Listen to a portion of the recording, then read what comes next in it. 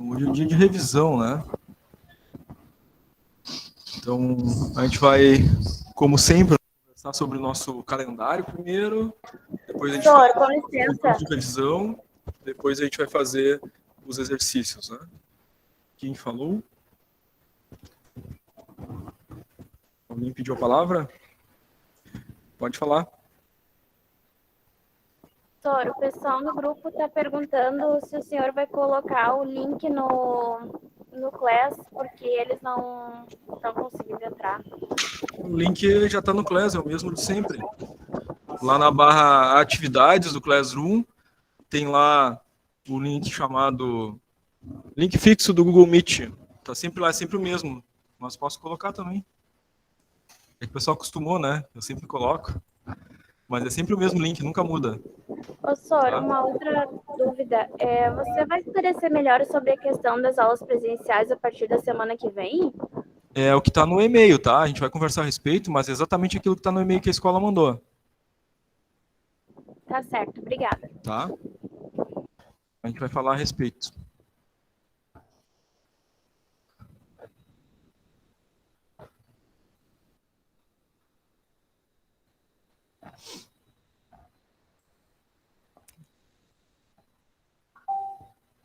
Acho que é melhor colocar o link fixo aqui, fica mais fácil.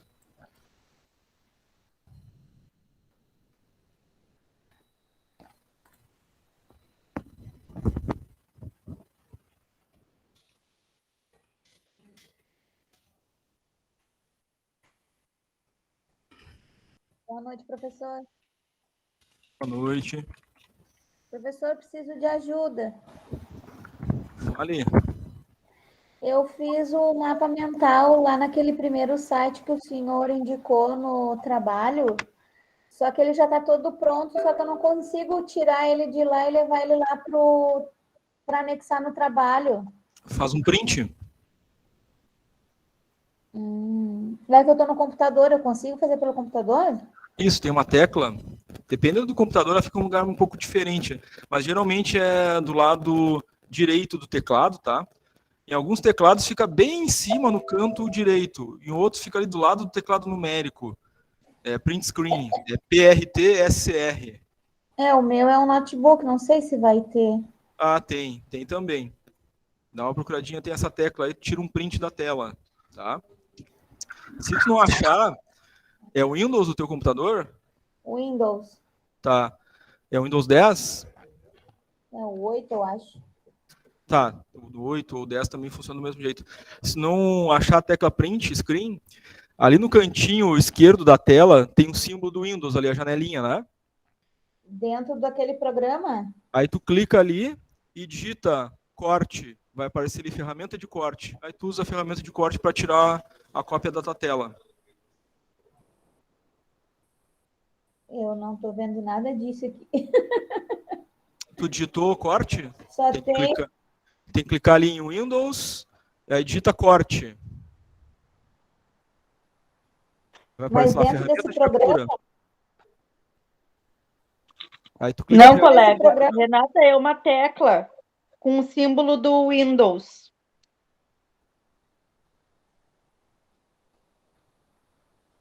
eu vou compartilhar a tela aqui, eu acho que vai ficar mais fácil para a Renata entender. Às vezes falando assim, a gente acaba dificultando as coisas, né? É verdade.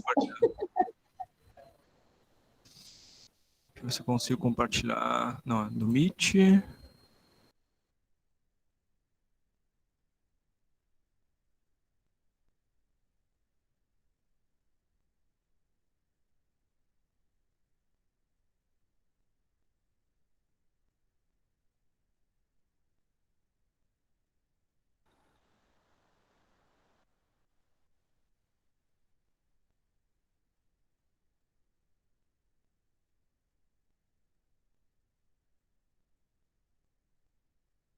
Tá conseguindo visualizar a tela, Renata?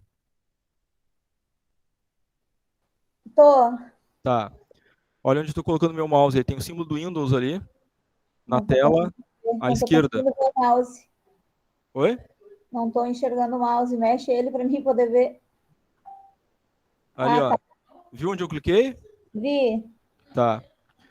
Agora eu vou digitar aqui corte. Apareceu ali a ferramenta de captura.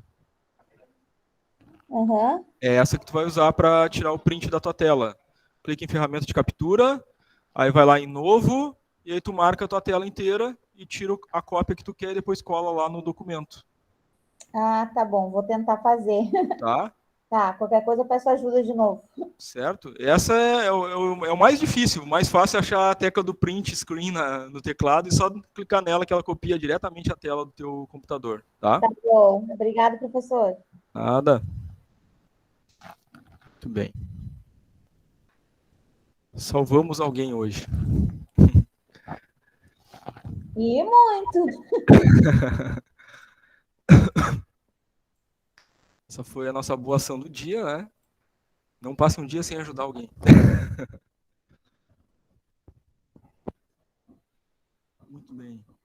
Então, vamos começar pelo nosso calendário, né? E a gente já fala dessa questão aí da data da prova, né?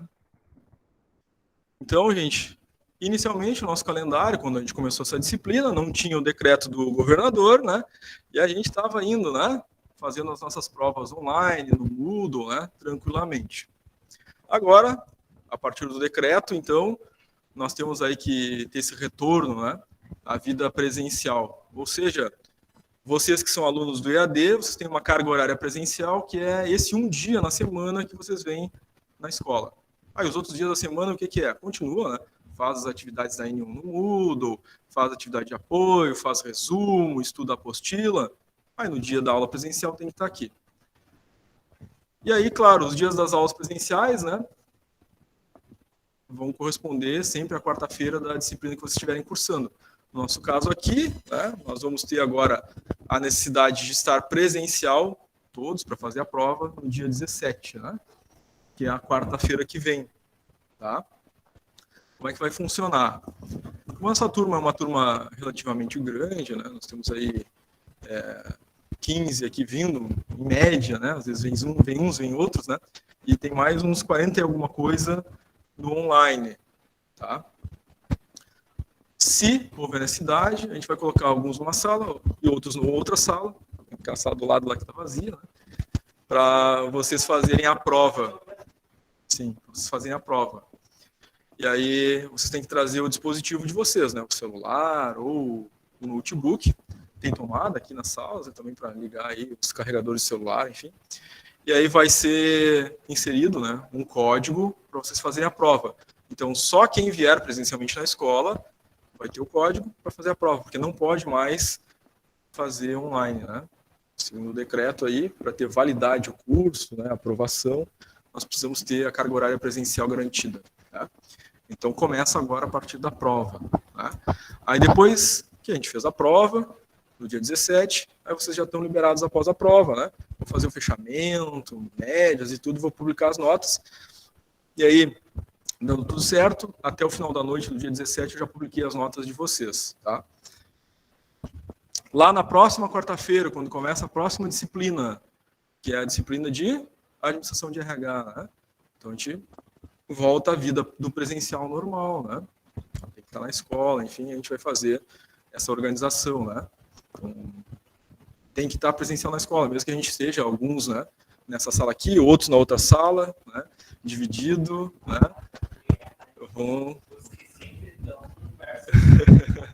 Isso. Mas a escola vai organizar esse espaço aí, né, para a gente conseguir atender todo mundo presencialmente.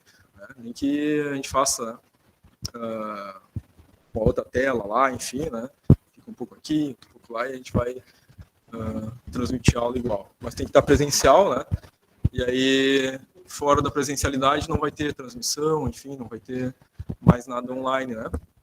O que a gente vai tentar conseguir manter é a questão da gente poder fazer trabalhos, exercícios, né? No Class. Mesmo que a gente esteja, né, presencialmente, para a gente fazer os exercícios, né? Pelo menos isso. O trabalho enquanto for dia 13, né? O dia 14 já não vale mais, então dia 13 até as 23h59. Não, o trabalho tem até meia-noite para entregar. Então, claro, A avaliativa 1 lá no Moodle, né? E a avaliativa 2 ainda estão em aberto, né? A 1 tá fechada, né? A 2 ainda está em aberto, que fecha dia 15. Essa fecha ao meio-dia, tá? A avaliativa 2 da N1. Vale 2 pontos cada uma, né? Aí alguém pode perguntar, tá, mas e quando for agora, né? Quando retornar presencial? Essas sempre foram, tá? Sempre foram no Moodle. Mesmo antes, quando a gente tinha as aulas presenciais, as avaliativas da N1 sempre foram no Moodle, tá? Então isso não vai mudar. Vai ter aqueles prazos ali, geralmente de 1 semana ou 2 semanas, para fazer as avaliativas da N1, né? Então isso não vai mudar, tá? O trabalho, como eu disse, né? O nosso aqui dessa disciplina encerra no dia 13. Aí continua a entrega no Classroom e a gente vai tentar conseguir fazer isso, né? Para as próximas disciplinas também, porque aí não precisa imprimir o papel, né? Para entregar, entrega dentro da plataforma. E a nossa prova, então, dia 17, tá? Valendo 10 pontos. A média final, então, N1 mais N2 dividido por 2, como você sabe. Tá? Então, somou ali as notas da N1. A avaliativa 1, 2 pontos. Lá no Moodle, né? A AVA 2, que ainda está aberta, né? Vai até o dia 15, mais 2 pontos. Entrega do trabalho até o dia 13. Tá? O trabalho, entrega até o dia 13, valendo 6. Somou, deu 10. Aí, dia 17, veio fazer a prova. Dia 17, quarta-feira que vem, veio fazer a prova, tá? A prova da N2 vale 10, né? Fez a prova, tirou 10, então nós já temos aqui a nossa média, né? N1 mais N2 dividido por 2. Os 10 da N1, avaliativas mais trabalho, os 10 da N2, a prova final valendo 10, vocês vêm fazer presencialmente. Soma as duas dá 20, divide por 2, média final 10. Perfeito, né? Essa é a média que todo mundo vai ficar, certo? Eu sempre falo isso porque é a minha esperança, o meu desejo. E aí, claro, se acontecer de somar N1 mais N2, dividir por 2 e não der no mínimo 6, aí tem a prova de substituição. Eu sempre desejo que ninguém faça, né? Que ninguém precise fazer, a gente chega na média sem problema nenhum, né? Mas pode acontecer de alguém, no dia da prova lá, deu um problema, não conseguiu vir, aí vai fazer a substituição depois, né? Então a substituição ajuda nessas situações, né? A prova vai ser presencial, vai ser online, professor? A prova tem que vir presencial na escola fazer. Tá certo? Falamos já isso Professor, algumas vezes, então... É porque cada pessoa da QI tá dando uma informação. Aí fica difícil de dar. Não tem outra informação, né? Essa informação que está no nosso e-mail, né? Essa informação que foi divulgada para vocês, foi publicada no Classroom, essa mesma informação que eu dei agora no início, é sempre a mesma, tá? professor, Tá bom, né, se tu diz? Confia em mim, guria. Não, é porque ligaram para a secretaria e falaram outra coisa. Aí passaram o negócio pro e-mail, escrito outra coisa. Aí tu diz outra coisa. Aí outra pessoa... É só para mim saber mesmo. Então, é presencial mesmo a prova. Isso, eu tô falando sempre a mesma coisa, tá? Confia em mim. eu já gostaria de para mesa, pode vir para cá. Professor, Sim, pode falar. essa prova vai ser, essa aí no caso presencial, aí a gente vai poder fazer consulta ou não? Pode. Traz as tuas anotações, traz a tua apostila, tudo que tu tiver. Então tá tranquilo, então. Tá? Professor, Claro que aqueles que têm fé pode consultar Deus também, né? Quem não tem fé aí não vai poder consultar ele, né? professor, Fala, Juliana. sabe me dizer se a QI pretende abrir turmas online, EAD? EAD nunca teve turma online, então provavelmente não, Juliana. Porque até a nossa legislação aqui, ela exige que a gente tenha uma carga horária presencial, que é esse dia na semana, né? Que a gente tem. Por isso, eu acredito que talvez não, Juliana. A não ser que mude a legislação, né? E aí for liberado para ter, mas a princípio, até onde eu sei, está no decreto, volta como era antes. Não, porque vai ser a primeira vez que eu vou ter aula online com você, presencial com vocês. E eu não sei como é que vai funcionar, porque eu tenho 2 empregos, entendeu? Então eu tô bem confusa nisso. E já liguei para eles, telefones da QI, ninguém sabe me informar nada. Então eu tô bem confusa. Sinceramente, eu não sei o que fazer. Sim, sim.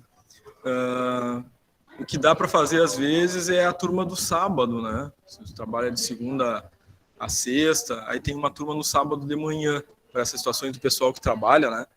Durante a Sim. semana. A gente tem várias situações. Tem alunos que nem tu, assim, que trabalham em 2 turnos durante a semana. Tem alunos que viajam, né, a trabalho durante a semana e não conseguem participar das aulas, né? E aí a gente tem sempre as turmas do sábado, que ajudam bastante nesse sentido o pessoal. Aí tem que ver a tua situação, Juliana, se tu consegue sábado, como é que ficaria para Tá, ti? e para quem é que eu envio isso? Para quem é que eu explico como é que funciona? Tá. Porque na diretoria eles só falam, não, vai voltar presencial. E aí eu Sim, fico... Aí, assim, Juliana, tu querendo a transferência para o sábado, a primeira coisa, antes de entrar em contato com a secretaria, eu recomendo, entra aí no portal do aluno. Lá no portal do aluno tem um ícone lá, solicitações. Aí tu vai fazer uma solicitação de transferência para o sábado. Aí vai te sair um protocolo ali. Aí tu já liga para a secretaria da escola com esse número de protocolo. Ó, já solicitei lá, o meu protocolo é esse, e eles vão fazer o teu encaminhamento. Quer que eu Tá. compartilhe a tela do portal do aluno para te mostrar onde é que fica o ícone de solicitações?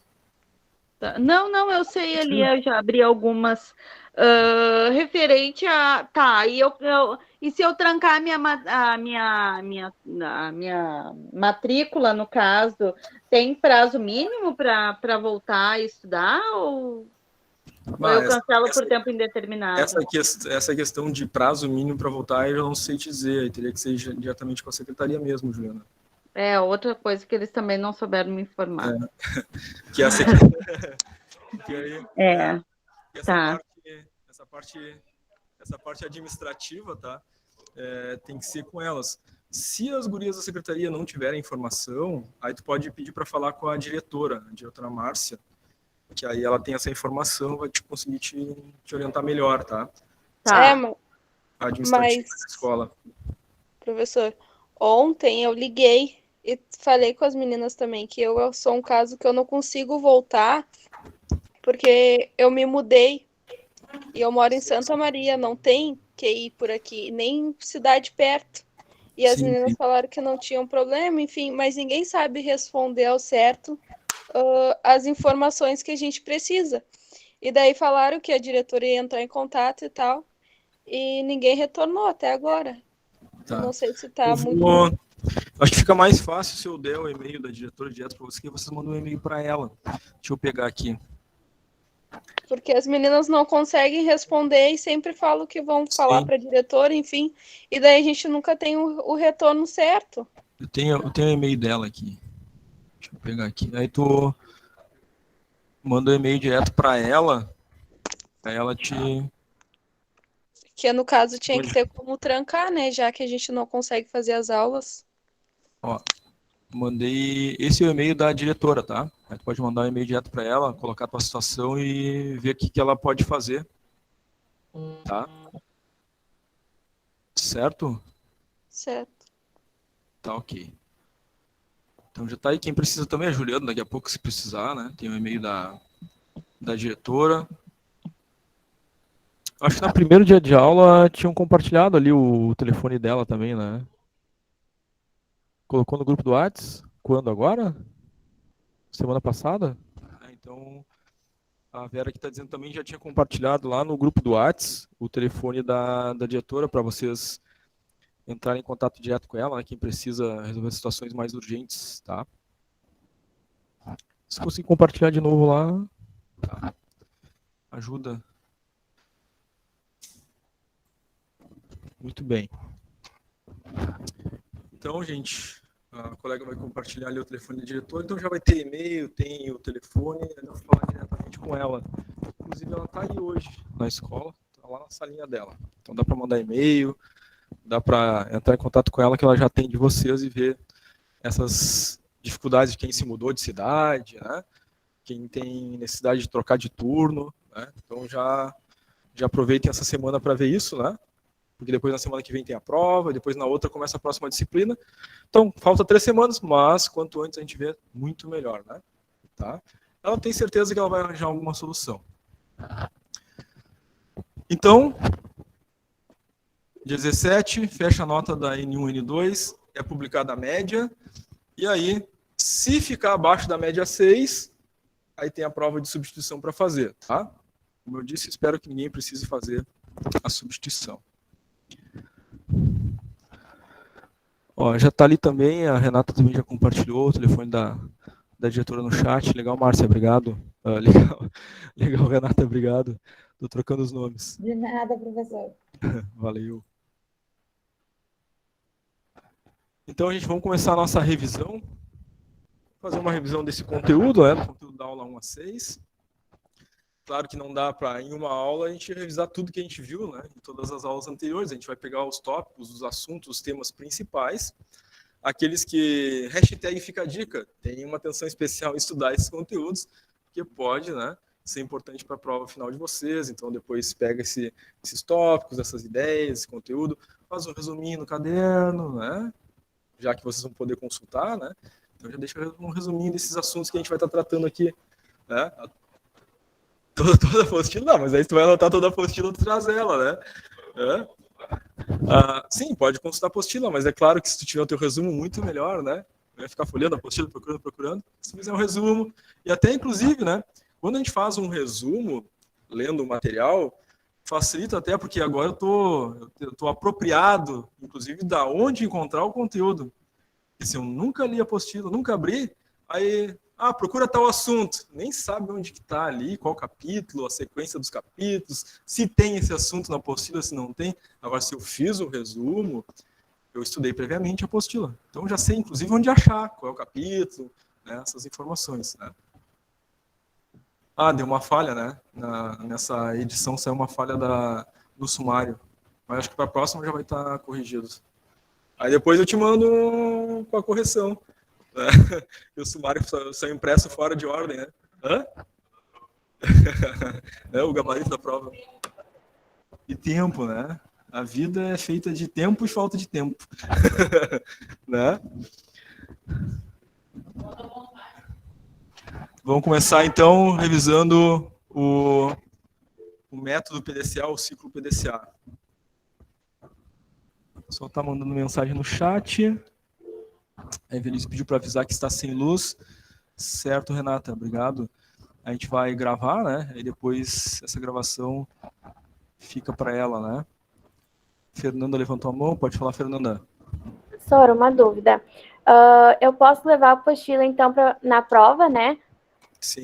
Mas, assim, eu posso baixar ela no meu celular e usar o notebook daí para fazer a prova? Pode.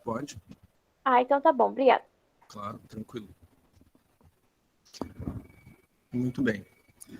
Então, vamos lá. Ciclo PDCA, né? É um método, uma ferramenta de OSM, Organização, Sistemas e Métodos. Claro que essa lógica, né, de OSM é importante porque isso nos prepara para a gente poder resolver, analisar situações, problemas organizacionais, fazer novos projetos, identificar pontos de melhoria. E o ciclo PDCA é uma ferramenta nesse sentido. Ela começa com um planejamento. A gente pode utilizar ela para planejar uma melhoria, planejar a implantação de um novo processo. Tá? Então, ela é muito pródiga nesse sentido, muito versátil. Tá? E, claro, a sigla PDCA são letras de palavras de origem na língua inglesa. Né? Sendo um ciclo, ela tem um início, e esse início começa com o P, lá do inglês, né? Plan, português, planejamento. Então, a gente começa com planejamento, são 4 etapas, né, de planejamento. 1, 2, 3 e 4. A primeira delas é a identificação de algum problema. Bom, eu tenho um problema, eu tenho que planejar uma nova linha de produção, então o problema é esse, né? É um problema que eu tenho que resolver, não está pronto, eu tenho que fazer, então esse é o problema que eu preciso analisar. Se eu preciso criar uma nova linha de produção, um novo produto, ou preciso reorganizar um processo, fazer uma melhoria num processo. A gente tem um problema, a gente tem baixo nível de vendas. Tá? Então, esse é o meu problema. Então, eu tenho que analisar isso lá na equipe de vendas e identificar, então, esse problema. Segundo passo vai ser, então, analisar o fenômeno. O que leva essa baixa nas vendas, que é o meu problema? Então, o segundo passo seria fazer isso, né? Analisar esse fenômeno. Tudo que envolve esse fenômeno, que é a baixa nas vendas. Uma equipe que tem pouca experiência, uma equipe que eventualmente foi formada e não recebeu treinamento ainda, então tem pouca experiência, tem falta de treinamento, e a gente começa a analisar as coisas que envolvem esse fenômeno da baixa nas vendas. Analisado o fenômeno, a gente vai analisar o processo de vendas em si, né? Como é que ele acontece, que conexão ele tem com as outras áreas, marketing, comercial, talvez alguma conexão com a produção, com a logística, expedição. E a gente analisa todo o processo e todas as conexões que esse problema analisado tem. E, por fim, conhecendo todos os aspectos relacionados ao problema, a gente monta um plano de ação. Então, quem fez aí a disciplina de planejamento estratégico vai lembrar, né? Nosso plano de ação, o item 4, é o nosso 5W2H, né? O que a gente responde no plano de ação 5W2H? O que eu vou fazer? Por que eu vou fazer? Quanto vai custar? O prazo, data de início, data de fim. Tá? Quem vai fazer, quem vai executar. Então, é o meu 5W2H. Então, eu identifiquei baixa nas vendas, analisei tudo que envolve o problema e fiz uma proposta do que fazer, quem, o responsável e assim por diante. Né? É um plano de ação, um plano de execução, mas está em nível de planejamento. Porque, de fato, a execução vem depois, né? A letra D do ciclo PDCA, que lá do inglês é o do, né? A gente traduz aí, né? Por fazer, executar. E coloca esse planejamento em ação, em execução. Mas ele está aqui suprimido, né? Só o item 5, execução. Mas dentro da execução, ele se desdobra, tá? Dentro do item 5, a gente tem, claro, a execução, propriamente dita, né? Mas para executar, o que eu tenho que fazer antes? Se aqui eu tenho que fazer um plano que vai alterar um processo que está com problema, eu tenho que treinar as pessoas. Então, faz parte da execução, para colocar o plano em ação, treinar a equipe, né? Quem é que vai executar esse plano aí? Quem é que vai modificar o processo de venda? Quem vai dar os treinamentos para os vendedores? Então, tem que fazer o treinamento da equipe, para a equipe pôr o processo em execução, já que são os vendedores, no nosso exemplo, né? Vão executar um novo processo de vendas, aquilo que foi alterado. Tá? Feita a execução, nós vamos para a letra C, né, do PDCA, que é o cheque, né? Em português, verificar. Que seria o nosso passo 6. Aqui, metas de atingimento. Eu vou verificar se aquele plano feito, as pessoas treinadas e posto em execução, atingiu as metas esperadas. Já, afinal de contas, a gente tinha uma baixa nas vendas. Então, eu espero aumentar 30% as vendas ou 30% o faturamento. Atingiu esse resultado? Estou verificando, né? Melhorou 30% as vendas? Melhorou 30% as vendas. Alguém levantou a mão? Deu um plim aqui. Não, né? Melhorou 30% as vendas ou não? Vamos para o próximo passo, né? Que é o action, agir. É ação, o agir, né? Bom, tem duas coisas que eu posso, né, levar adiante. É a ação ou a padronização, tá? Quando é que eu vou fazer o set, a ação? Era para melhorar 30% e melhorou 15%, a metade. Então tem um gap aí, né? Então, na minha análise, provavelmente eu vi uma parte do problema, resolvi essa parte e melhorou 15%. Só que pode ser um problema multifatorial. Então, eu posso ter outras coisas para cobrir, né, os outros 15% que faltaram. Então, ação, agir. Retomar a análise e buscar os outros elementos para chegar aos 30%. Esse é o meu set ação, caso a gente não atinja todas as metas. Agora, se eu atingir todas as metas, 8, padronização, tá? Faz parte do action também. É uma outra ação, né? Bom, verifiquei, atingiu justamente aquilo que era esperado, 30% ou mais até, dos 30%, de melhoria no processo de vendas. Então, deu certo. Então, esse processo agora tem este novo padrão. Eu vou fazer a padronização do processo. Como é que eu vou padronizar? Bom, já que agora, né, treinamos, alteramos as coisas, eu tenho uma nova instrução de trabalho, um novo procedimento a fazer. Então, eu crio lá uma nova instrução de trabalho, um novo procedimento, uma nova revisão daquele procedimento, né, que agora vai ser desse jeito. Deu certo, melhorou. Tá, então, esse é o nosso ciclo PDCA. Serve para a gente fazer melhorias em processos, a gente implantar um novo processo. Tá? O ciclo PDCA é uma ferramenta muito útil nesse sentido. Hashtag anota para a prova, que pode cair. Né? Bom, continuando nessa perspectiva, olhando essa frase, essa enquadraria onde?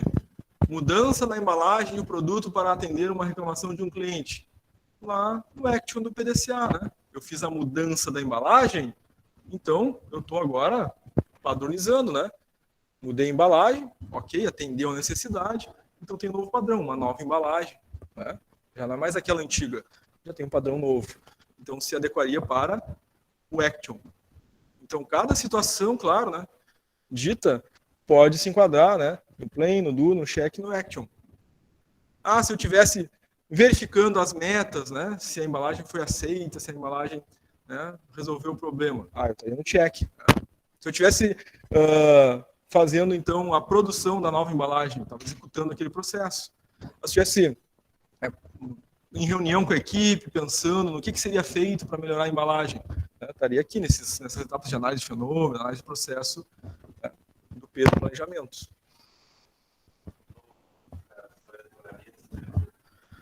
Tudo que eu possa verificar daquela execução. Então, foi as metas, poderia ter sido, né, o resultado da efetividade do treinamento, uma prova, um teste, por exemplo, com os vendedores. Né? Ah, o novo processo é assim, tem que utilizar tais termos, faço lá um questionário, né, e vejo se eles compreenderam que agora é para usar, né, esse raciocínio, essa lógica, essa metodologia de comunicação. Ah, o treinamento foi feito para que ele entendesse tudo sobre as atribuições dessa cadeira, por exemplo. A qualidade do tecido, onde ele é feito, né? As cores disponíveis, porque isso é importante na hora do processo de venda, né? Na hora de convencer o cliente, dar as informações sobre o produto. Aí eu tenho lá um questionário, então os vendedores vão responder se ficou, né, tudo aquilo que foi treinado e dito sobre a cadeira. Isso vai fazer parte da argumentação dele, né? Na hora de vender. Ah, com esse tecido, o material, a madeira, uma madeira especial, nobre, enfim, né? Vai dizer essa situação. Isso, né? São essas características do produto, ele sabe, conhece, então na hora do processo de venda, ele pode usar esse conhecimento no processo de convencimento, né? Olha, essa aqui tem um tampo especial, essa madeira é tal madeira, né? Ah, essa cadeira foi feita dentro das normas, né?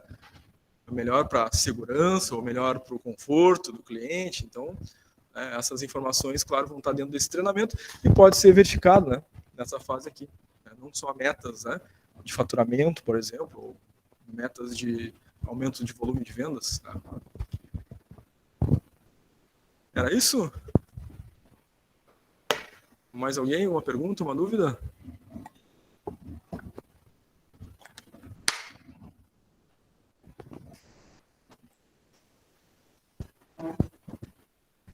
Bom, um outro assunto aí importantíssimo é layout.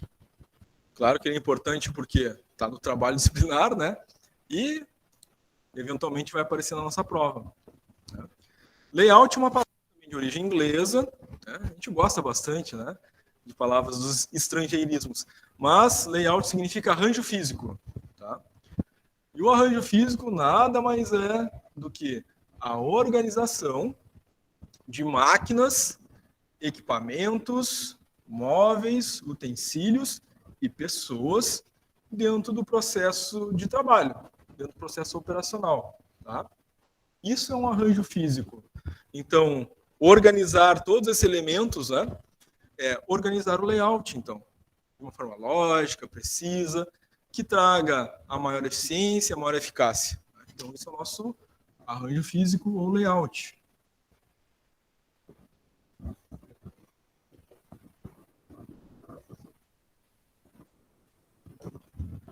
Ainda tem um aportuguesamento do layout, que a gente vai encontrar, né?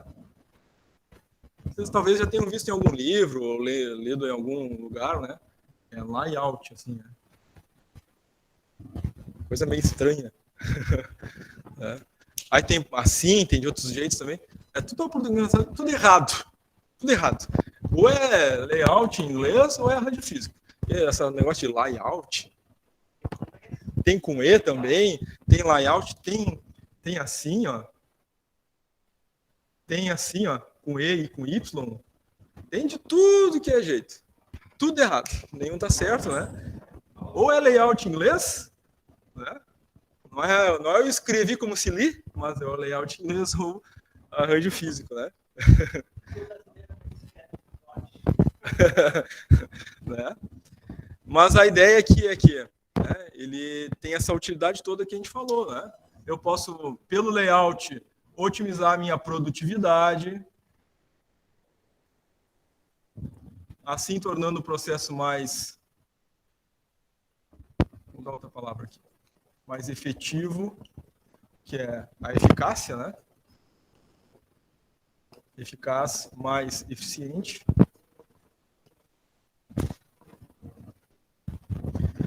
No layout, a gente pode melhorar a segurança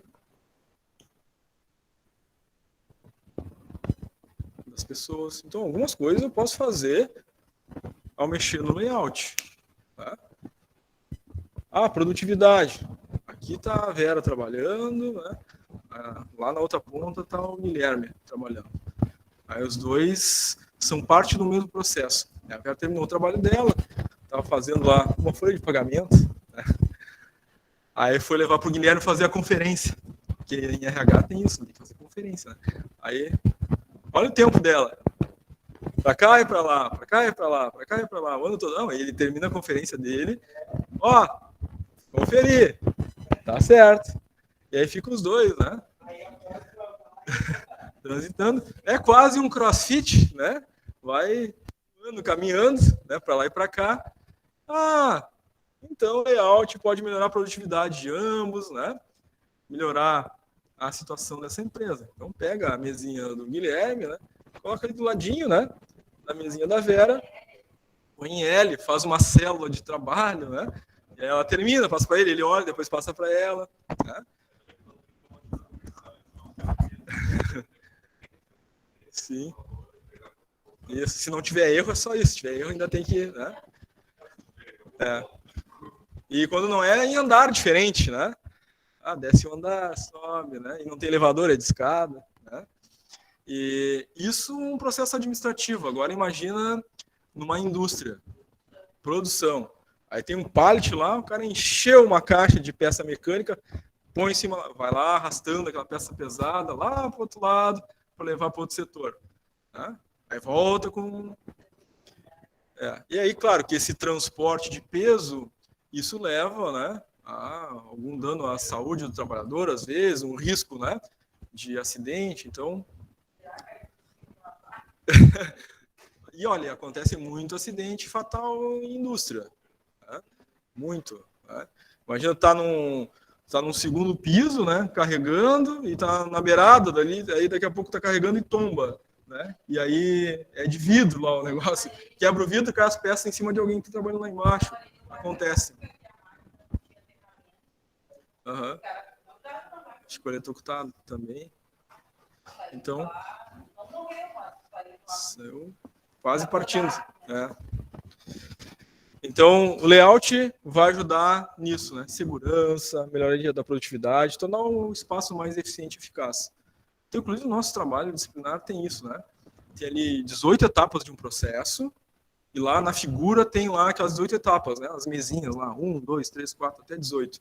E tá um emaranhado ali, uma confusão, é processo cruzando um com o outro ali, tá bem bagunçado. É que nem novelo de lã, o gato foi lá e brincou com o novelo, enredou tudo. Agora tem que desenredar aquele novelo ali, né? Tem que organizar aquele layout, ficar lógico, tudo direitinho.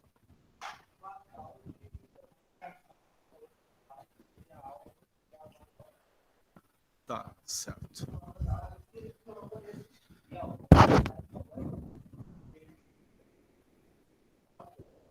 Sim, sim.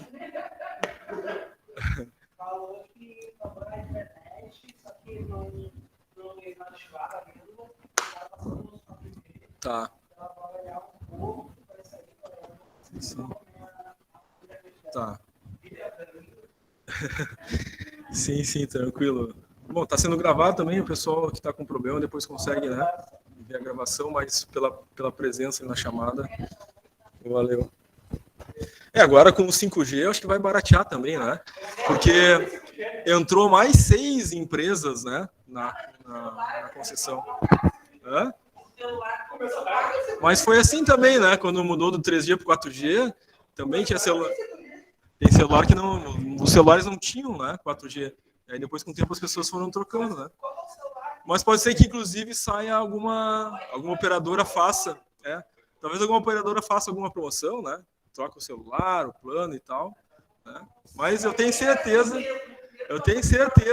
que a hora que sair o 5G, o pessoal nem vai. Automaticamente vai querer trocar, né? Vai.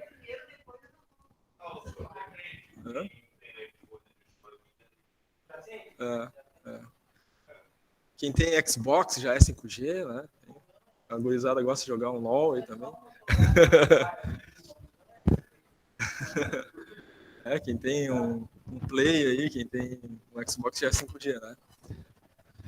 Então, gente, o espaço deve ser padronizado, visando o conforto e segurança, né, dos colaboradores. Inclusive, nessa questão da segurança, a gente tem uma NR, né? NR17, que impacta essa questão da segurança, né? NR17 é de ergonomia. Né? Na NR17, a gente encontra vários elementos. Um deles, por exemplo, a altura, né, do assento das cadeiras. Tem um padrão. Por quê? Se a altura do assento é muito elevada, vai fazer pressão na parte posterior da perna. Aí tem uma parte de circulação que é afetada, né? Ao longo do tempo, isso vai fazer algum dano circulatório. Então, tem um padrão na NR17 que diz qual é a altura da cadeira, do assento, qual é a largura ideal do encosto. Né? Que bom se funcionasse. Mas isso aqui até relativamente funciona bem, sabe por quê? Porque essas lojas que vendem materiais para empresas, estante, mesa, elas já fazem dentro da norma. O problema é, todas as empresas compram desses, né, essas lojas especializadas? Não, tem empresa que vai comprar da Colombo. Aí é uma comercial, como se fosse para uma casa. Né? Então, o erro está aí, né? O erro está aí. Às vezes não compra na loja especializada. Se comprar na loja especializada, né, grandes chances, né, de estar dentro da norma, tá? Outra coisa que está na R17 é o peso que a gente pode carregar. Tá? Tem um limite de peso que um ser humano pode carregar. Para homens e para mulheres, tem lá esse limite.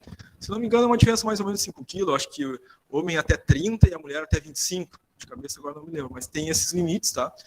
Acima disso, aí tem que usar equipamentos de transporte. Paleteira, transpaleteira, monovia, eletromonovia, esteira. Tá? Esses equipamentos de transporte. Tá? Empilhadeira. E assim, claro, né? Isso está lá na norma. Aí, às vezes, a gente, na empresa, né, se vê na necessidade de carregar um peso, né? E aí, né, dá um acidente de trabalho, né? Deu um problema na coluna. Né? Aí, o que vai acontecer com a empresa? O cara vai se encostar, vai ter que ir no INSS, vai fazer uma perícia. Aí, o que aconteceu? Machuquei carregando peso. Aí, o que pode acontecer com a empresa? Multa. Mas a empresa vai ser multada. Pode não ser encostado, né? Mas a empresa vai ser multada. Acidente de trabalho, isso, tem que emitir a CAT, né? E tudo isso. Então tem uma série de questões. E aí tem muitas empresas que se atentam a isso porque já levaram multa, já foram processadas, né? Dele, CAT, né? E aí, é claro que a NR17 cuida bastante de vários aspectos de segurança, né? Em relação ao layout. Então, inclusive, piso antiderrapante. A escada tem aquela, né? A lixa aquela, né? Tá? Porque se alguém se acidentar, escorregar ali, foi lá fazer análise, o perito, não tem aqui, não tem corrimão, né? Aí leva uma série de questões, tá? Então, cuida bastante da questão da segurança, para além daquela questão, né? De produtividade, de aproximação dos processos que a gente viu. Claro que no nosso trabalho disciplinar é muito mais, né? Tornar um processo mais produtivo, mais efetivo, porque ele não tem uma análise de segurança, né? O nosso ali é mais uma análise de produtividade, melhorar, aproximar os, né? E tirar aquele emaranhado todo que está ali, né? Aquela mistura de processos, deixar eles alinhados, né? Essa é a ideia. E claro, ali tudo pode ser alterado, né? Inclusive a dimensão ali do espaço físico, das paredes, enfim, né? Vocês podem mudar aquilo ali também, tá? Bom, um outro assunto importante que a gente viu aí durante as nossas aulas foi o tal do organograma, que muita gente confunde, né? Ele tem um primo-irmão, né? O organograma tem um primo-irmão da mesma família, chamado fluxograma. Quase montaram uma dupla sertaneja, mas não deu certo, eles não cantavam bem. Mas organograma é diferente de fluxograma.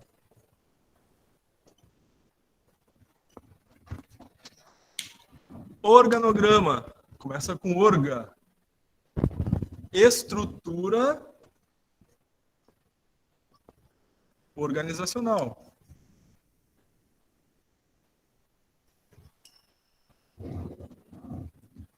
Por meio de um gráfico, de uma imagem, de uma estrutura. Fluxograma é um processo passo a passo, também através de uma figura gráfica. Então, o fluxograma é o fluxo de um processo passo a passo. O organograma mostra a estrutura organizacional, um gráfico, uma imagem que mostra a estrutura. Como essa empresa está organizada em termos de organização. Então, o que eu vou ter lá no organograma? Funções, por exemplo, CEO da empresa, a estrutura organizacional, né? Depois do CEO tem os diretores, diretoria administrativa, por exemplo, diretoria comercial, diretoria de marketing. Então, a estrutura organizacional. Então, olhe para esse gráfico, para essa figura, identifico como é a organização dessa empresa. Ela tem presidente, ela tem diretor-geral, ela tem um órgão consultivo, ela está dividida em diretorias, ela está dividida em supervisões, departamentos. Então, olho para o organograma e vejo como está estruturada a empresa. Fluxograma não, né? Não tem nada a ver com estrutura de empresa. Fluxograma é o passo a passo do processo. Tá? Passo a passo de um processo. Se for um processo de vendas, início, primeira operação, cliente entra na loja. Próxima operação, vendedor oferece ajuda. Decisão, melhor aqui. Decisão agora. Cliente aceita? Sim. Cliente não aceita? Não. Então, cliente aceita? Ajuda? Ah, o cliente não aceita ajuda. Ah, o vendedor se afasta e aguarda. O cliente aceita ajuda. O vendedor orienta, leva até o provador, ajuda a fazer as escolhas, e assim segue o fluxo do processo até a venda final e o cliente sair da loja. Então, o fluxograma é o passo a passo de algum processo de venda, pedido de compra, processo logístico, processo de produção, passo a passo. Tá aí a grande diferença das coisas, né? É parecido? Mais ou menos, né? Pode fazer por escrito também. O fluxograma, ele é muito útil porque, em vez de tu ler instruções, né, e levar um tempo talvez um pouco maior para isso, interpretar, entender, o fluxograma tu olha para ele assim, ah, não, é isso aqui que eu tenho que fazer, passo a passo. Geralmente ele faz parte de um procedimento, parte de uma instrução de trabalho, que a gente abre a primeira página, é isso, aí depois vem, né, o detalhamento, né, textualmente, tá? Então, ele ajuda bastante para entender o aspecto geral do processo. Já o organograma, então, é a estrutura da empresa, como ela está organizada. Tá? E, claro, existem vários tipos de organograma, como a gente viu, né? Durante as aulas. Tá? A gente tem o organograma clássico estrutural, que é aquele modelo ali. A gente tem o organograma linear, é aquele que não tem figura, né? Ele é simplesmente textual, um abaixo do outro. Um organograma, matriz de projetos. Depois, nós temos várias opções, tá? Que podem ser utilizadas dentro do próprio clássico estrutural. Então, eu posso fazer por função. Esse aqui é um clássico por função. Eu posso fazer por divisão, por território. Eu posso fazer por número, né? Ou por quantidade, como a gente viu durante as aulas, né?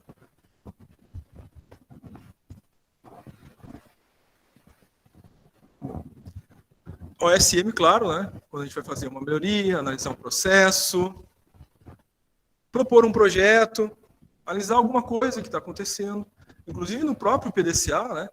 Ali quando a gente vai identificar o problema, depois analisar o fenômeno, analisar o processo, tem uma forma de fazer isso. O item 1, 2 ou 3 do ciclo PDCA. Uma dessas formas é aqui, ó. Utilizar instrumentos de levantamento de informações, por exemplo. Então, entrevista, levantamento de informações, às vezes diretamente com a pessoa que atua naquele setor, naquela área, né? Ah, eu vou falar diretamente com o vendedor. A empresa está com uma baixa de vendas, e aí eu quero entender da equipe de vendas, né? Então eu vou conversar com os vendedores, o que está acontecendo, por que tu acha, qual a tua visão, e faço uma entrevista com ele. É bem diferente de eu, analista, que não sei o processo dele, não sei o que faz, o que está acontecendo, dizer assim, para mim é tal coisa, e vamos por aqui. Pode dar muito errado, e geralmente dá muito errado. Então primeiro eu tenho que conversar com quem atua no processo.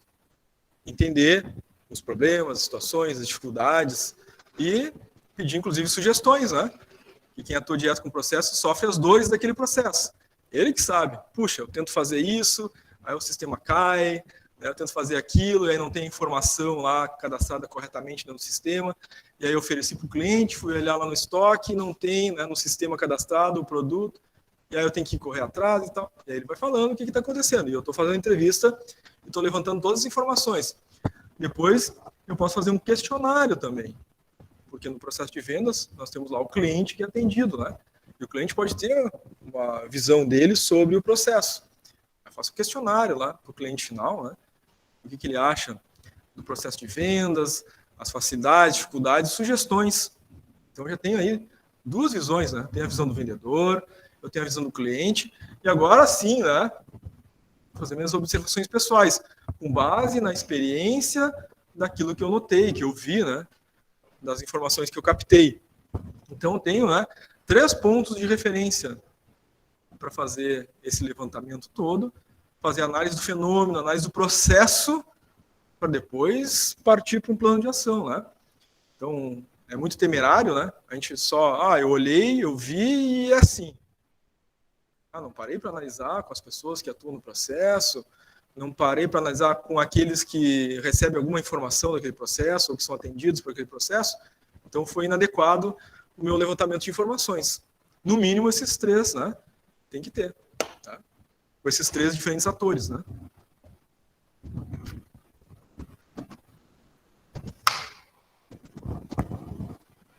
Tá anotando o que eu... E é claro, né, quando a gente fala de empresa, quando a gente fala de uma organização, a gente está falando de pessoas.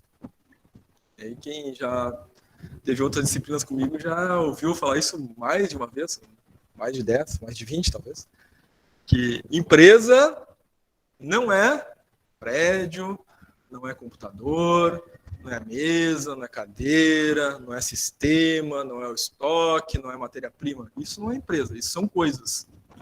A empresa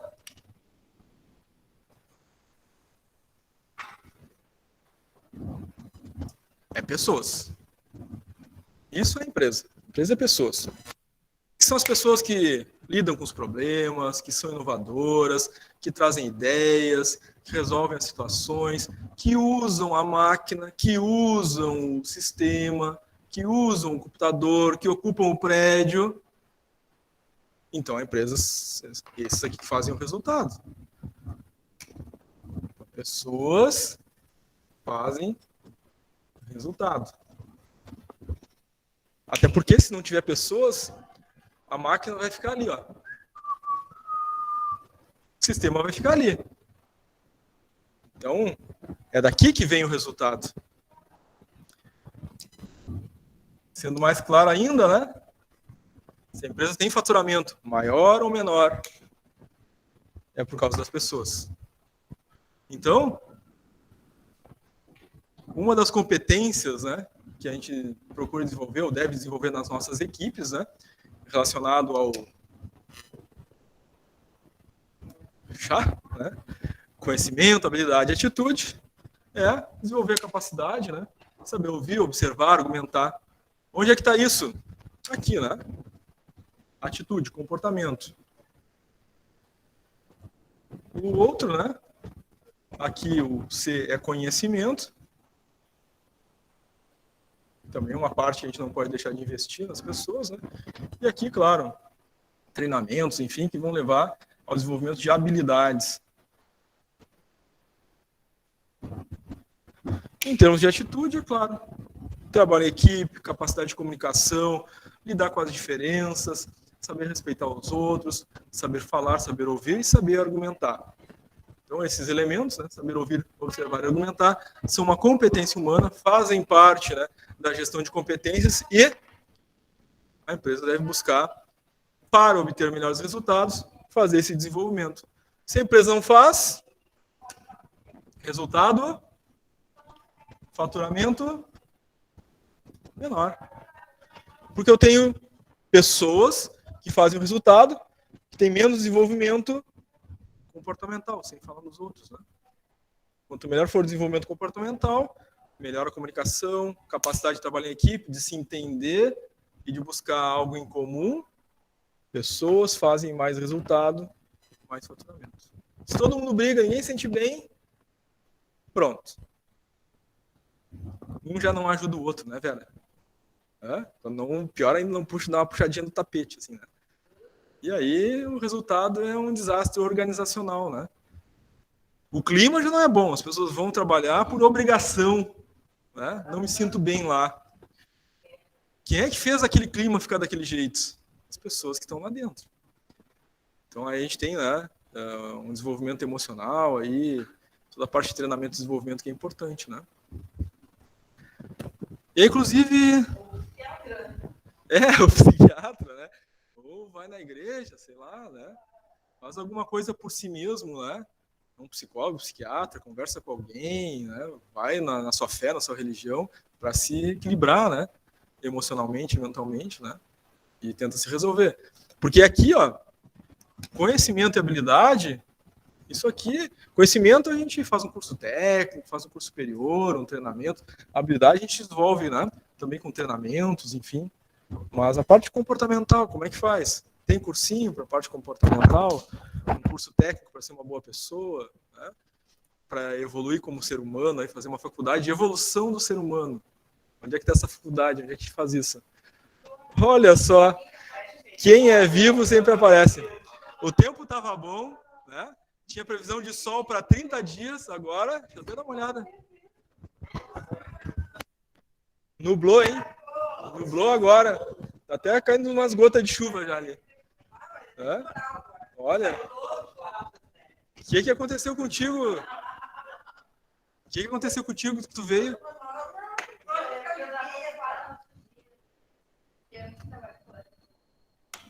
Bem. Agora, o importante que tá aí. Ah, com certeza, né? Deve ter trazido a minha camiseta da OTW. Trouxe? Ah, vai reprovar, né? Mas tudo bem, que bom que veio. Vou encabular ela.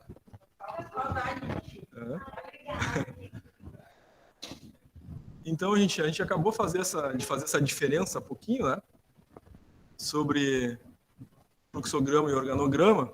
E vejam, tá aparecendo de novo. Hashtag fica a dica, aquilo que se repete muito, né? Tem mais chances, né? Boa, quem sabe, hein? Vou botar uma questão lá para montar um fluxograma e um organograma. Ah, aí, né? Chave de ouro, com certeza, né? Ah, não, para quem não traz chocolate para o professor, a prova é mais difícil, sabem, né? Não, mas tem chocolate 100% cacau, sem açúcar. Melancia. Mas como a melancia é mais pesada, às vezes o chocolate ajuda para carregar, é mais fácil. Né? Bom, fica a dica, hein? Quem quer passar tem que trazer chocolate para o professor. Ou pizza, né? Também aceito pizza. E gengibre com água de limão. Não quer gastar? Eu sei, eu te entendi, tu não quer gastar.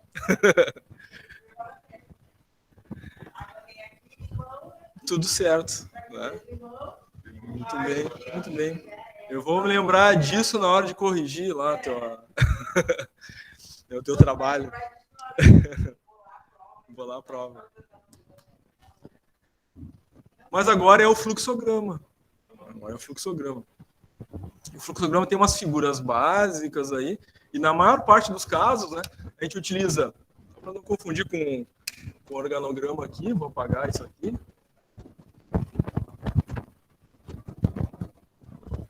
O fluxograma tem umas figuras básicas. Em geral, tá?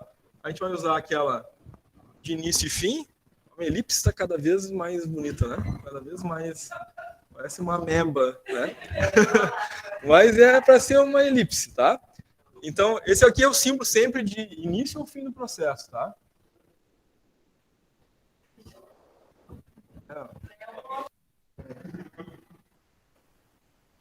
Pronto. Início ou fim do processo. Essa é a figura do fluxograma. Vou começar um processo, início. Vou terminar um processo, fim. Essa figura aqui, tá?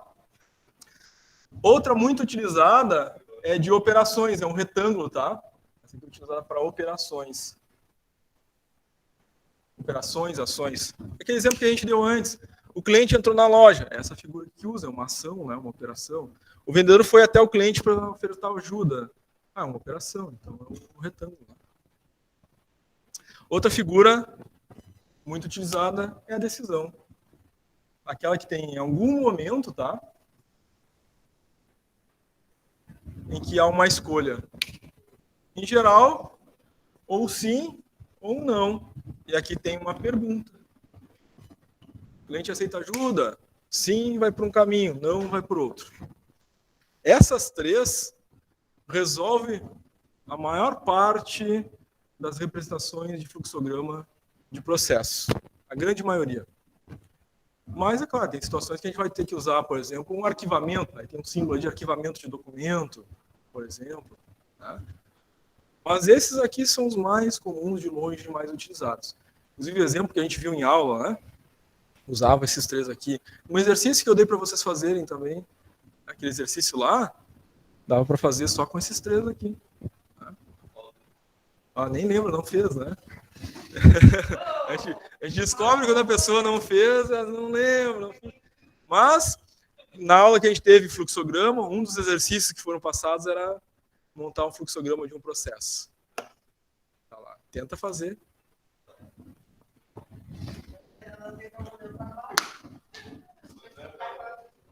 Hã? Eu acho que é na aula 3, eu acho. Na aula 3. Na segunda semana, aula 3 e 4.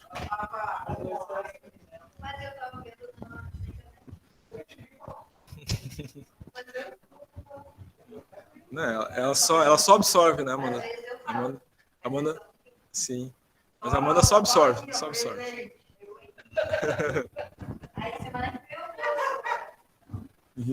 Era só promessa, no final ela falava, eu vou ir. Um dia veio. Voltamos para o assunto do layout. De novo, repito, aquilo que toda hora está aparecendo, grande chance, hashtag, né? Grande chance. Organograma toda hora dá uma aparecida, né? Fluxograma toda hora aparece, pode ser que então, né? Isso tenha um peso. Layout também toda hora aparece. Então, fica a dica, né? Vou estudar em especial alguns tópicos que sejam esses, né? Não é garantia 100%.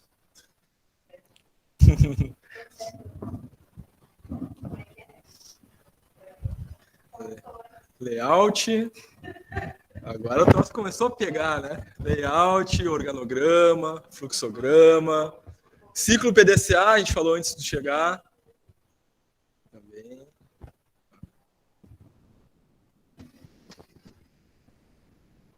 Quando o navio começa a afundar, todo mundo aprende a nadar. Assim, na piscina, não sei nadar. Se o navio está afundando, você já começa a bater os braços aqui e já começa a nadar. Não, ela vai bem. Tinha notas boas. Isso é de se reconhecer. Já dá um jeito.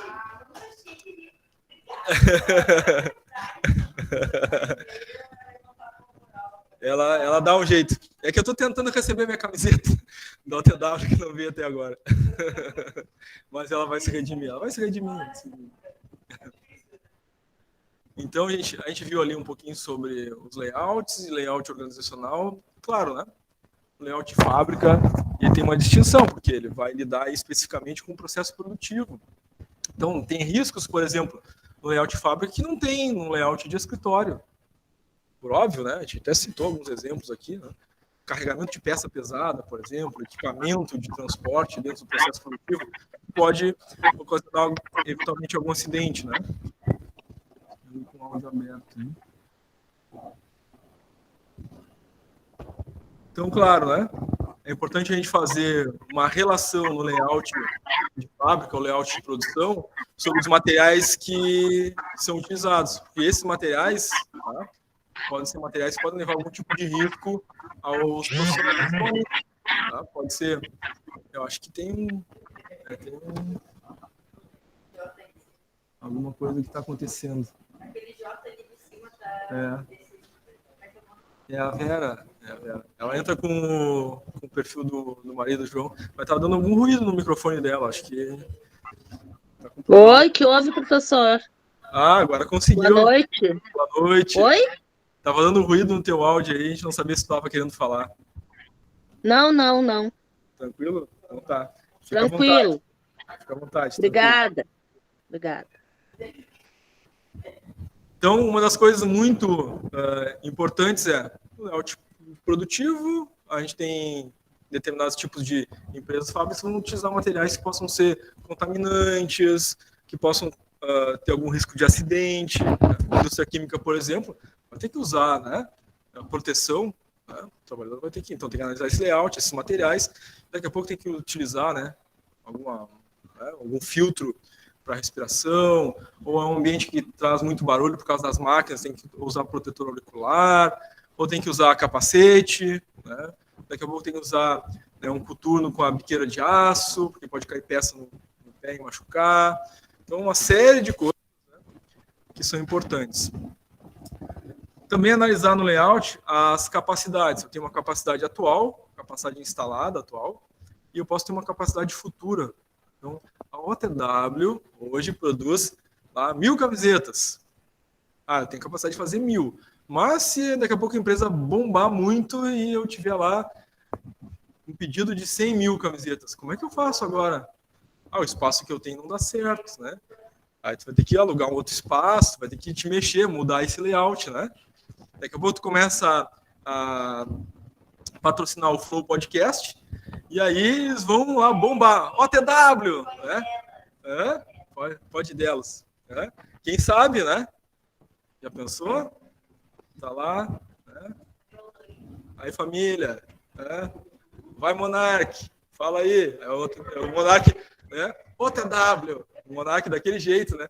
OTW, né? Camiseta da juventude. E aí, isso, tá? Marketing leva a uma expansão da produção. E aí, a OTW vai ter que mudar o layout. Eu tinha capacidade lá para fazer 1.000, agora tem que fazer 100.000. Então, tem que ter essas previsões de... Claro que eu exagerei o número, né? Mas a gente tem que ter essa previsão, tá? De estimar uma capacidade futura. Se eu tiver que aumentar o meu processo produtivo, eu tenho como... Eu já estou estrangulado aqui no meu espaço. E as empresas fazem isso, né? Então, quando a GM se instalou lá em Gravataí, naquele espaço, ela já estava pensando em comprar, né, mais uma fatia do terreno e logo em seguida comprou, porque ela tinha ideias de, no futuro, expandir as linhas. E fez isso.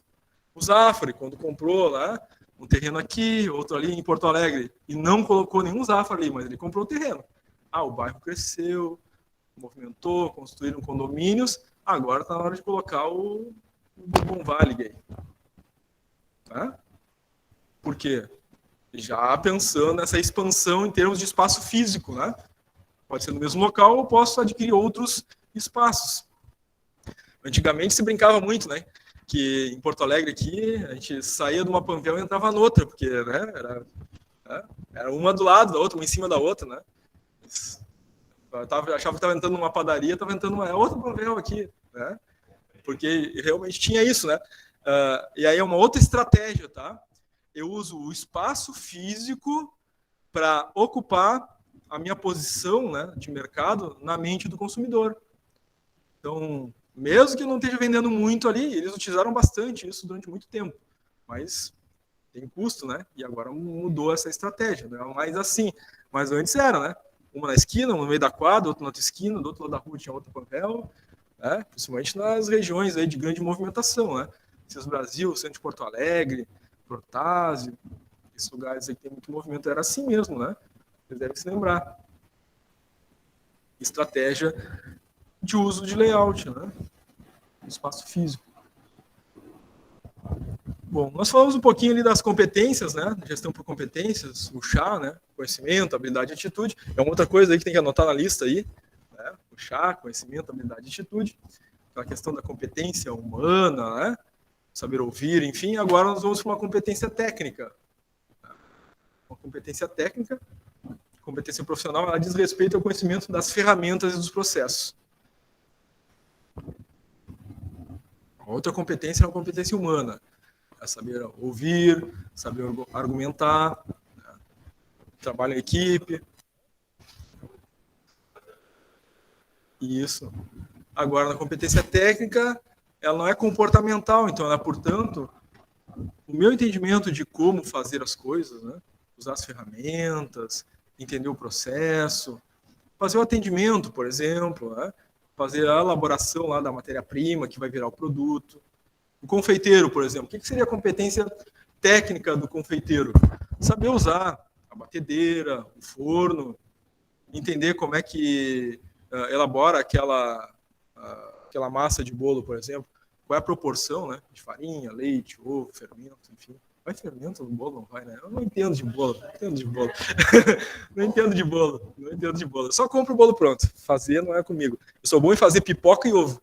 Vai, e dá certo. E fica bom. Põe um salzinho ali e ó. Salzinho, pronto. Salzinho gourmet, fica um ovo bem temperado, uma pipoca, né? Às vezes pipoca doce. Tem essa variação aí. Dá para variar, tem pipoca doce, pipoca salgada. Não, arroz é difícil acertar o ponto. Mas quando eu consigo é arroz pedra. É arroz para comer de garfo e faca. Tá? E arroz fatiado. Né? Fica bom. Se dá até para comer com hashi, né? Porque tá durinho, vai lá e... Muito bem. Então, a competência técnica é o domínio da ferramenta, da forma de fazer, o conhecimento do processo. Eu mesmo, para cozinheiro, já não seria, né? Não teria competência técnica para atuar como cozinheiro. Pronto, né?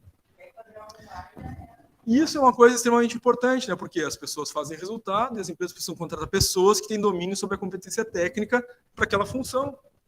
Então, uma empresa não vai me contratar como cozinheiro. Eu vou acabar com essa empresa. Né? Não vai ter faturamento. Né? O cliente vai dizer lá, aqui, esse arroz não dá para comer. Né? Competência humana, saber ouvir, né? Se comunicar, respeitar os outros, trabalho em equipe, entre outras coisas. Isso. Tu é uma boa líder com a tua equipe? Uma competência comportamental. Tu sabe te comunicar, te fazer entender, tu consegue ouvir o que as pessoas trazem, as ideias, enfim. Isso é uma competência comportamental. Né?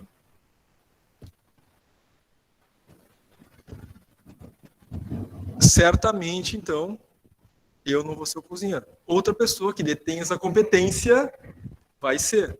E ele vai ser contratado. Né? Porque... não sabe fazer nada. Aí, claro, esse cozinheiro é ele que vai fazer o resultado otimizado, que vai trazer o faturamento que a empresa precisa, né? Então, claro, por que a comida naquele restaurante é boa?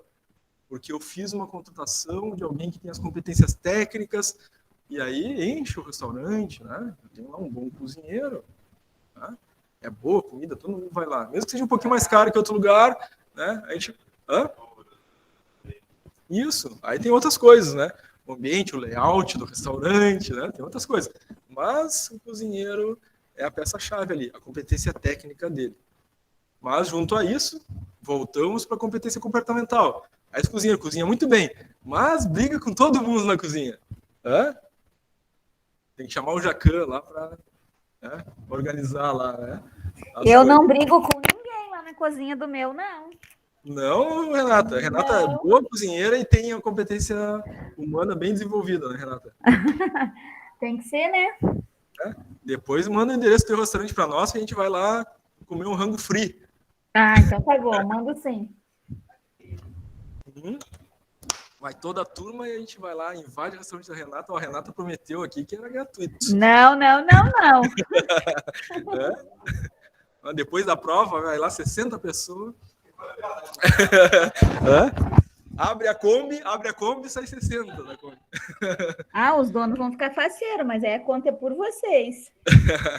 Tem que arranjar um descontinho, pelo menos, né? Aí pode até rolar, né? Micro-ônibus, tá, é muito rico isso aí. É a Kombizinha. Uma outra ferramenta aí que a gente viu durante as aulas foi o diagrama de Ishikawa. Esse aí tem nomes e apelidos aí para todos os gostos. Claro, diagrama de Ishikawa é o nome de batismo, né? Por causa do Kaoru Ishikawa. Japonês, engenheiro japonês, que criou essa ferramenta, né?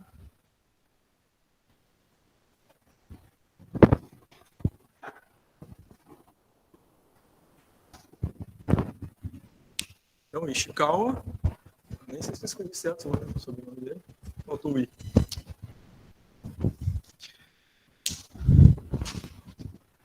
Ele também é o criador lá do programa 5S. Você deve ter ouvido falar, né? 5S, os 5 sensos, né? Seiri, Seiketsu, Seisu e assim por diante. Depois virou 8S, que muitas empresas aplicam, né, no processo de gestão da qualidade, processo inicial, para depois buscar, né, alguma certificação. É um processo bem interessante, mas ele é o engenheiro que criou essas ferramentas. Então essa de OSM é o diagrama de Ishikawa, também conhecido como diagrama de causa e efeito. quando a gente olha um problema, identifica um problema, a gente está vendo o efeito. Então, o problema identificado é o efeito. Se eu resolver o efeito e a causa continuar, o problema vai surgir de novo. Se eu tenho febre e tomo um remédio para febre, a febre vai baixar. Mas se não resolver a infecção, a febre volta. Então, essa lógica de causa e efeito no diagrama de Ishikawa, né? Eu tenho que estudar as causas, né? A origem do problema. Resolvendo a origem, não ocorrerá mais o efeito. É essa a proposta. Mas também chamado, não só diagrama de causa e efeito, também chamado diagrama de 6 M's, por causa das 6 palavras que começam com a letra M, né, que são analisadas, as prováveis causas relacionadas a mão de obra, materiais, método, máquina, medida e meio ambiente. Então também é chamado de 6 M's. Também chamado de diagrama de espinha de peixe.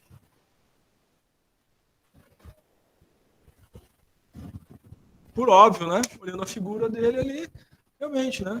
Parece uma espinha de peixe, não parece? Os 6 M's ficam aqui, né? Que são as prováveis causas. E, no fim aqui, eu tenho o efeito, né? Então, parece mesmo uma espinha de peixe. Aqui, ó, tem até a cabeça do peixinho aqui, ó. Eu sou um grande desenhista, hein? Mas olhando para essa carinha, vocês inclusive vejam que essa espécie, né, é a tilápia, né? Parecida, é a cara da tilápia. Então, identificar o problema e resolver é o objetivo dessa ferramenta. Tá? É uma ferramenta muito útil e, é claro, ela identifica as causas. Ela não resolve o problema propriamente dito. Então, é uma ferramenta de análise. Identificadas as causas, eu tenho que utilizar outras ferramentas. Que agora eu vi as causas, analisei elas. O que eu vou fazer depois? Posso fazer um plano de ação, né? Aí eu vou utilizar, junto ao diagrama de Ishikawa,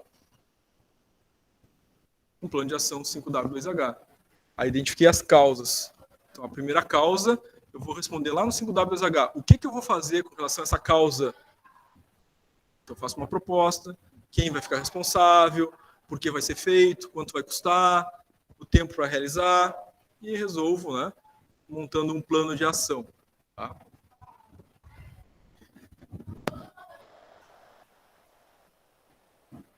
Agora que eu vejo como a nossa turma é comportada, né? Uma turma silenciosa. A turma do lado fala tão alto, né, que a gente ouve daqui. Estão no intervalo, mas não está no intervalo ainda. Eles fazem muito intervalo.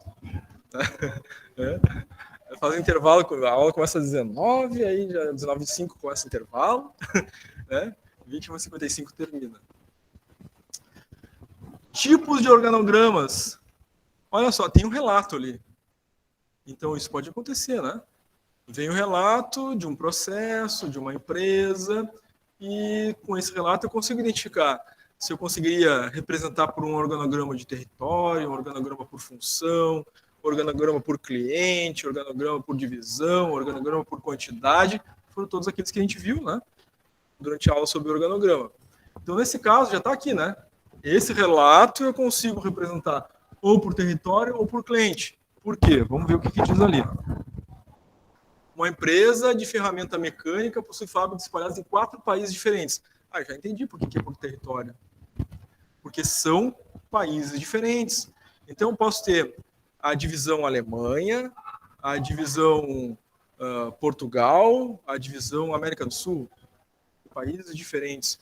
Então, eu estou organizando o meu organograma por territórios.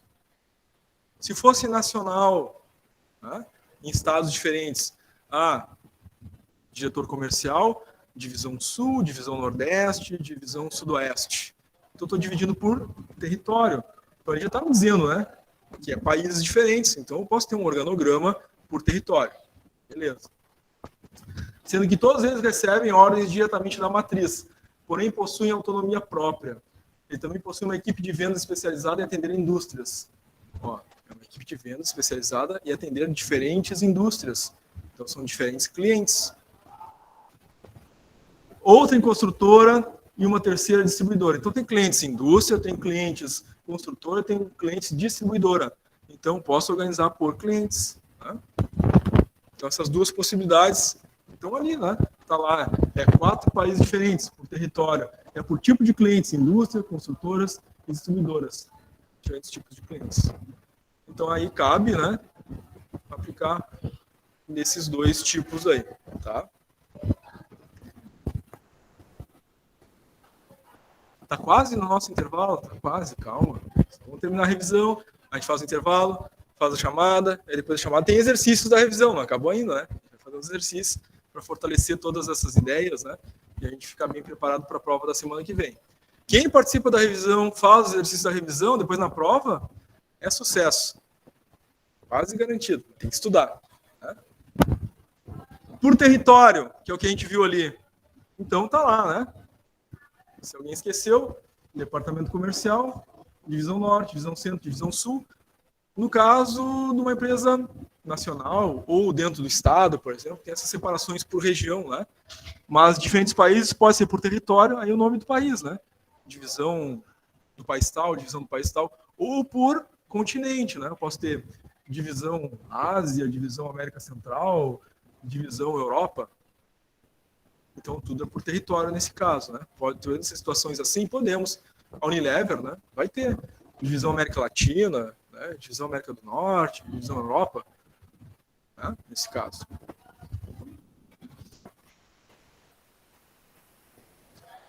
Por cliente.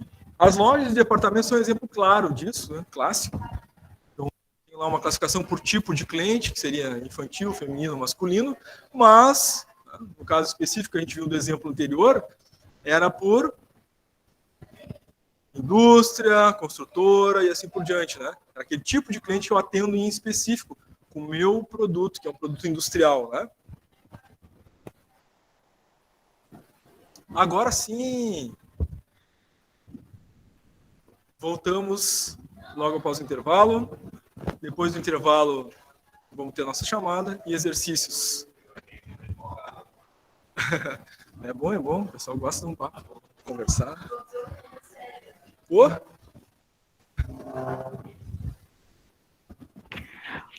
Professor Luciano, Sim, tu pode tirar uma dúvida? claro, fala. Aquele layout lá do trabalho disciplinar, tem que fazer ele igual tá lá, né? Só botar na ordem, isso?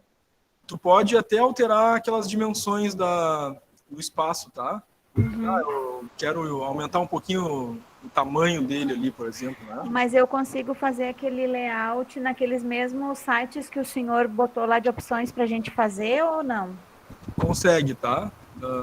São aquelas opções, mas tu pode encontrar outras que tu queira usar também, tá? Eu olhei lá aquelas 4, não achei legal, não gostei, ou não me adaptei. Quero usar outra ferramenta? Pode.